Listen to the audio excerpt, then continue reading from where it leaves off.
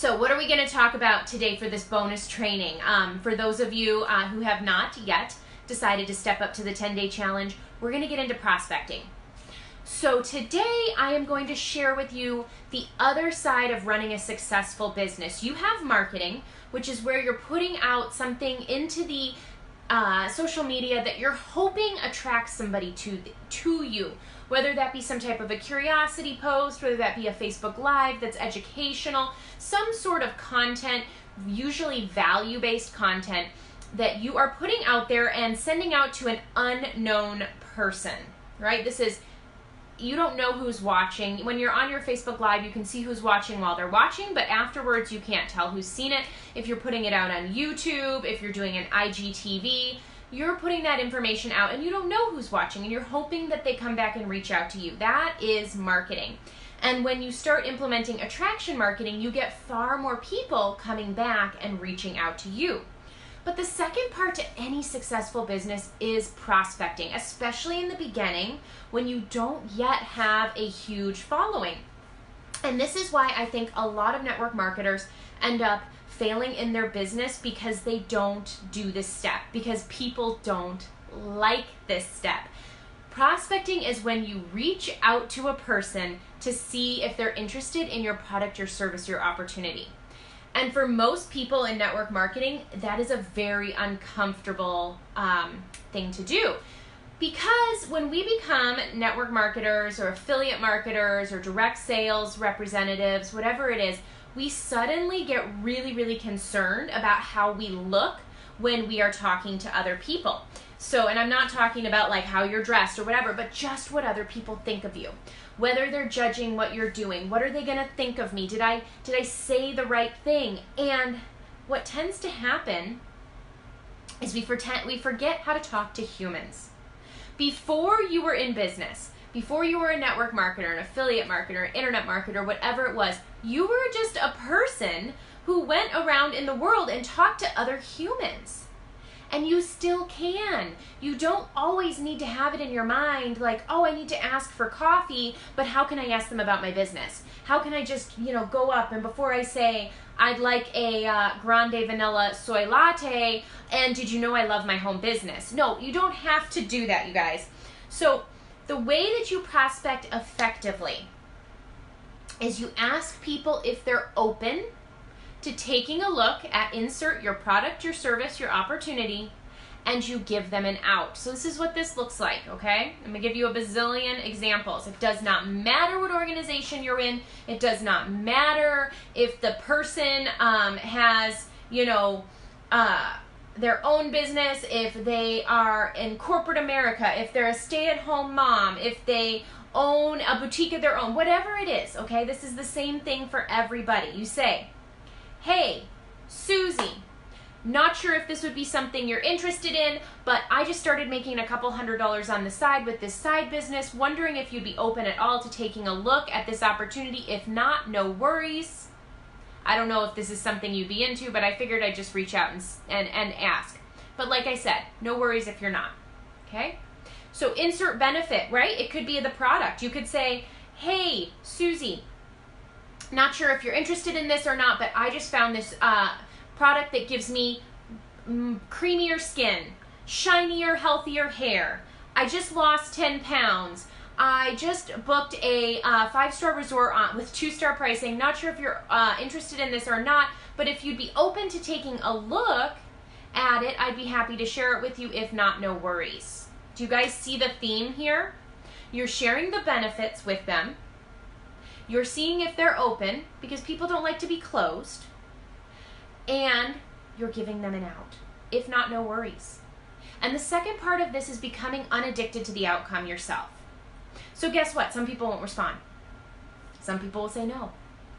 It doesn't matter. What you control is how many people you reach out to. When you start divorcing yourself from that outcome, you stop worrying about what they'll think about you, because guess what? How many people are going to be mad at you for just seeing if they're open to taking a look at something and then telling them it's okay if they're not? How many people are going to be angry about that? Not many. Very few. In fact, I've never had one. So I've had a lot of people say no. I've had a lot of people not even respond, but I've never had someone come back to me and say, how dare you ask me if I'm open to that, to making more money? How dare you? It doesn't happen, okay?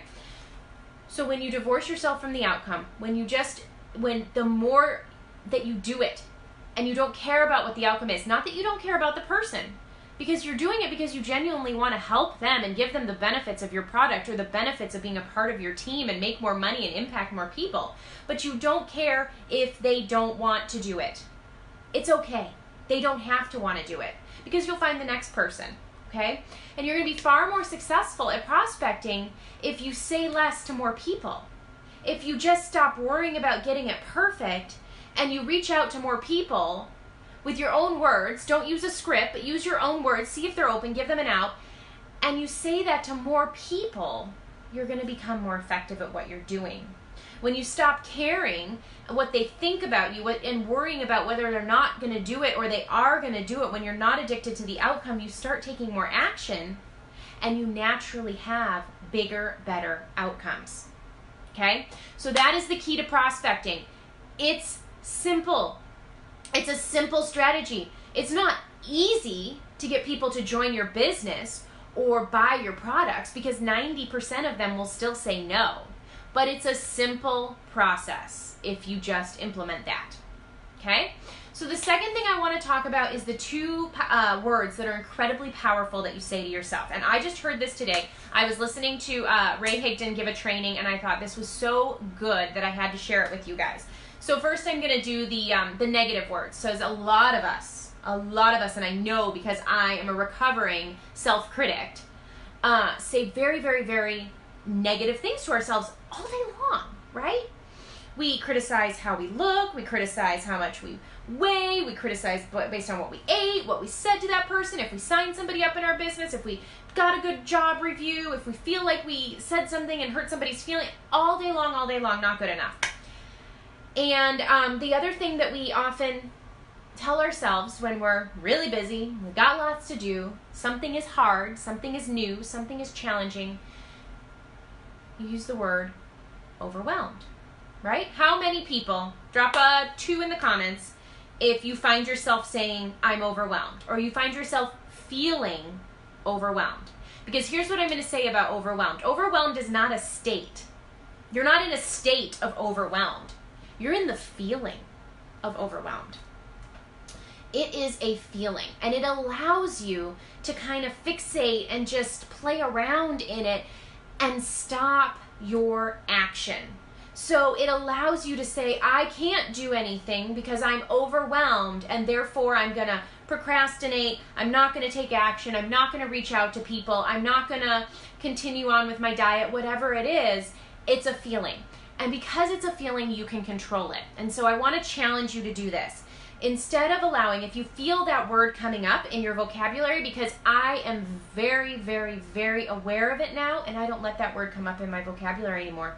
Even inside my head. When I start hearing it come up, this is what I say instead. I will figure it out. I will figure it out. And this goes for words like frustrated, stuck, overwhelmed, angry, things like this. I will figure it out. Because you know what that does? First of all, it stops the feeling in its tracks, right? When you're saying I'll figure it out, you start having this feeling of I can accomplish this. Instead of a feeling of I'm stuck, I'm trapped, I can't do it. So instead of overwhelmed, stuck, frustrated, I will figure it out, which is going to stop that emotion from happening, and it's going to trigger your brain to take action. You won't be able to procrastinate because you just told yourself, I'm going to figure it out. I better get to work on figuring it out. Okay? So I want you to start thinking about the words that you're saying to yourself, and when those negative words start creeping up and you either hear yourself saying them out loud or you hear yourself saying them in your head, switch it over and try I will figure it out. Okay? I want you to try that. And if you find that happens, please come back on this video and comment and let me know how it went. Because I know that you will start to see this mental shift once you start to replace that negative self-talk with things like I will figure it out. And we're going to end on a very positive note, and that is the word that I want you to incorporate more into your self-talk and your talk to other people is the word yet. So a lot of times when I hear people talk about where they are, either in their rank in their company or where they are financially, or where they are with their weight loss plan, I hear a lot of things like, I'm not the top rank in my company, or I'm not this rank that they're trying to get to, or I haven't lost 30 pounds, or all of these things, right? Change those to the word yet at the end. Just add yet and look at how it changes. Instead of being a negative, it's, I'm not at the top rank in my company yet. I haven't hit X rank yet. I haven't made $10,000 a month yet. I haven't lost those 30 pounds yet, but I'm excited about the journey and I'm getting there. I haven't gotten to my financial goals yet, but I am in the process of working there and I am charged up about what's happening. I haven't hit that top rank yet. You guys, I haven't hit the top rank in my company yet. But guess what? I'm going to, because I haven't done it yet. And the only way I fail is stopping trying, is by giving up. I can't fail if I keep working at it, because I just haven't gotten there yet. And so you can't fail if you don't give up. So I want you to incorporate the word yet into when somebody asks you, well, how much are you making? And you are like, I'm not making 5 figures a month yet. Just notice the difference that word injects in the sentence.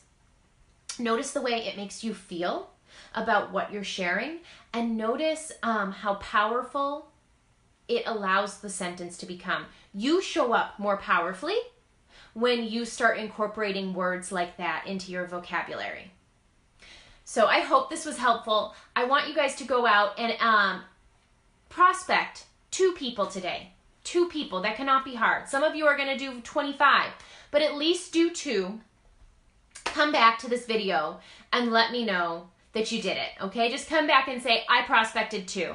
Because I want you to try this technique if you've never done it before. See if they're open, give them an out, and let me know how it went. How did it feel? Did it feel easy? Did you feel good about it? Were you excited because you finally were able to reach out to somebody and not be afraid of what they were going to think about you, not be addicted to the outcome? So do that today and let me know how it goes. I'm excited for those of you who are going to step up to our 10-day challenge, and I'll be talking to the rest of you very soon.